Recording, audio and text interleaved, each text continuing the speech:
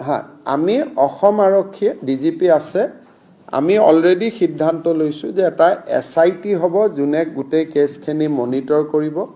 ডাঙৰ কেছখিনি সিআইডিয়ে কৰিব সৰু কেছখিনি ডিস্ট্ৰিক্ট পুলিচৰ তাত থাকিব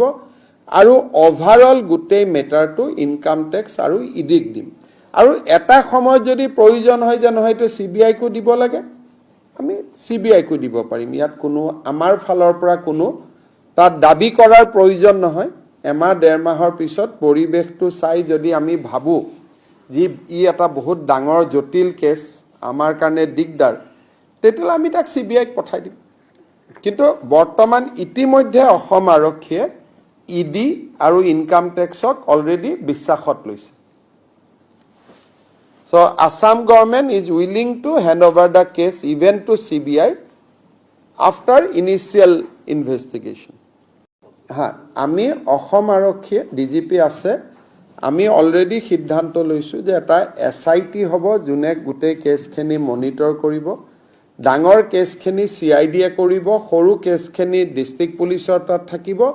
আৰু ওভাৰঅল গোটেই মেটাৰটো ইনকাম টেক্স আৰু ইডিক দিম আৰু এটা সময়ত যদি প্ৰয়োজন হয় যে নহয় তো সিবিআই কো দিব লাগে আমি সিবিআই কো দিব পাৰিম ইয়াত কোনো আমাৰ ফালৰ পৰা কোনো তাত দাবী কৰাৰ প্ৰয়োজন নহয় এমাহ ডেৰ মাহৰ পিছত পৰিবেশটো চাই যদি আমি ভাবো যে ই এটা বহুত ডাঙৰ জটিল কেছ আমাৰ কাৰণে দিগদাৰ তেতিয়ালে আমি তাক সিবিআইক পঠাই দিম কিন্তু বৰ্তমান ইতিমধ্যে অসম আৰক্ষীয়ে ইডি আৰু ইনকাম টেক্সক অলৰেডি বিশ্বাসত লৈছে So Assam government is willing to hand over the case even to CBI after initial investigation.